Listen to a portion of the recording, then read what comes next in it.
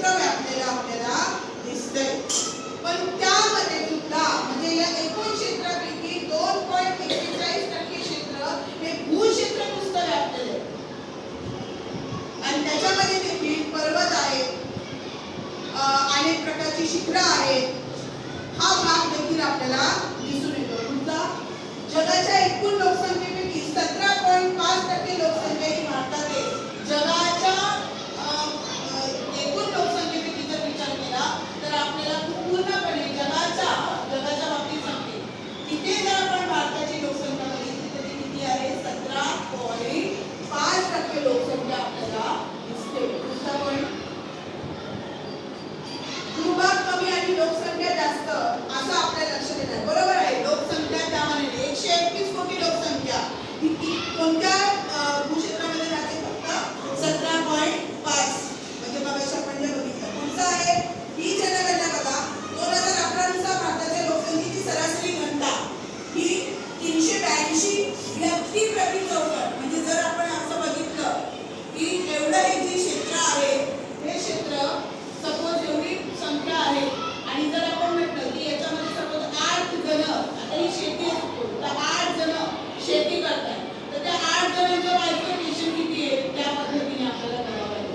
आता हे जे कसं आहे तर 8 जणांचं बायफर्केशन जर असेल तर किती पद्धतीने? हा एक भूभाग एक वेगळा, हा एक वेगळा, हा एक वेगळा आणि हा एक वेगळा, हा एक वेगळा. म्हणजे अशा पद्धतीने ती एवढं मोठं क्षेत्र हे फक्त 8 जणांसाठी आपल्याला आहे. तशाच पद्धतीने जर आपण इथे विचार केला तर 2011च्या जनगणनेनुसार लोकसंख्येची सरासरी घनता ही या पद्धतीने जर आपण विचार केला तर 382 प्रति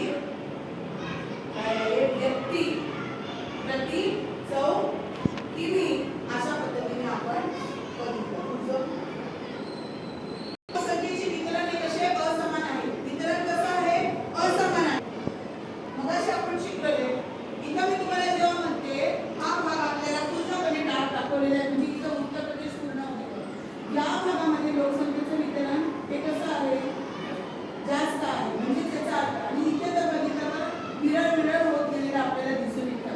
म्हणजे त्याचा अर्थ आपण जर बघितलं तर लोकसंख्येचं वितरण जे आहे हे समान नाही. आज आपण बघितलं की आपण कल्याण तालुक्यात राहतो. कल्याणची एकूण लोकसंख्या, नंतर आपल्या त्याच्या बाजूला असलेला उल्हासनगरची एकूण लोकसंख्या, फरक आहे की नाही? आहे की नाही फरक? फरक दिसतो की नाही? तर हे फरक आपल्याला दिसतो आहे. परंतु हा फरक हा आपण आपल्या पूर्णपणे भारताच्या प्राकृतिक गोष्टींशी निगडीत करूया. मग त्यामध्ये आपल्याला दिसून येतं प्राकृतिक रचना. आपल्याकडे प्राकृतिक रचना वेगवेगळ्या आहेत. समुद्र आहे, बरोबर, पर्वत आहे, नद्या, समुद्र, पर्वत, गाळाची जमीन, शेती असणारी जमीन, सुपीक जमीन वगैरे हे सगळं आपण बघितलं. प्राकृतिक रचना, हवामान आपल्याकडे वेगवेगळं आहे, बरोबर. आपण बघितलं वेगवेगळ्या प्रकारचं आहे. शुष्क आहे, उष्ण, दमट, आर्द्रता वगैरे या सगळ्या गोष्टींचे परिणाम होतात. आणि त्याचबरोबर माणसाला जी अनुकूल असणारी, जीवन जगण्यासाठी अनुकूल असणारी जे वातावरण आहे ते वातावरण, जीवन जगण्याची सुलभता ज्या ठिकाणी असते त्या ठिकाणीच माणूस राहतो. या सर्व बाबींचा परिणाम आपल्याला लोकसंख्येच्या वितरणावरती होता.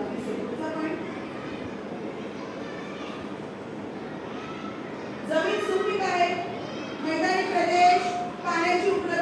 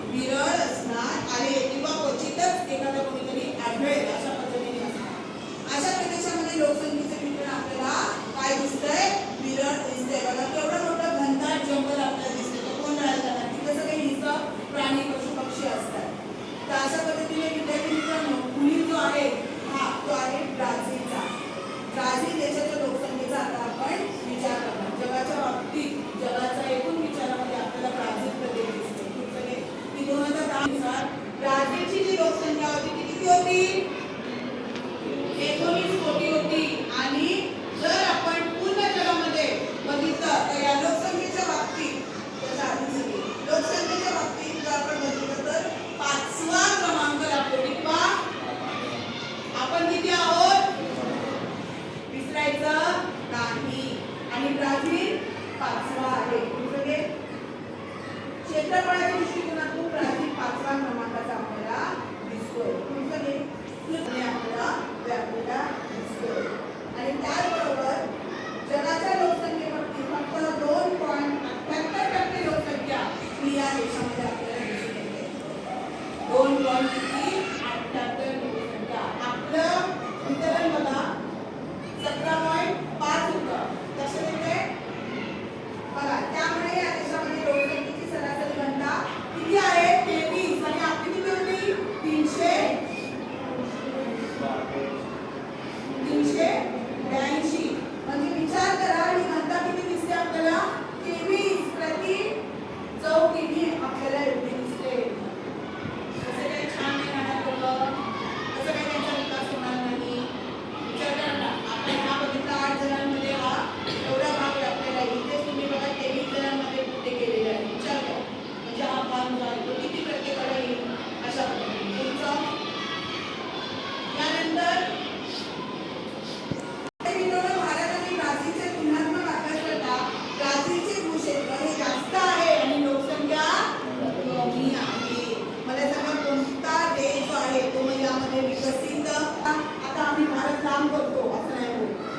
जेवढं आहे त्याच्यामध्येच आपल्याला राहावं लागतं. म्हणून आपल्या देशामध्ये आपण विकसनशील म्हणून अजूनही बनले जातो. भारताचे भूक्षेत्र कमी आणि लोकसंख्या जास्त. भारतीचा विचार करता ब्राझीलची लोकसंख्या वितरण हे सुद्धा आपल्याला असमान दिसतं.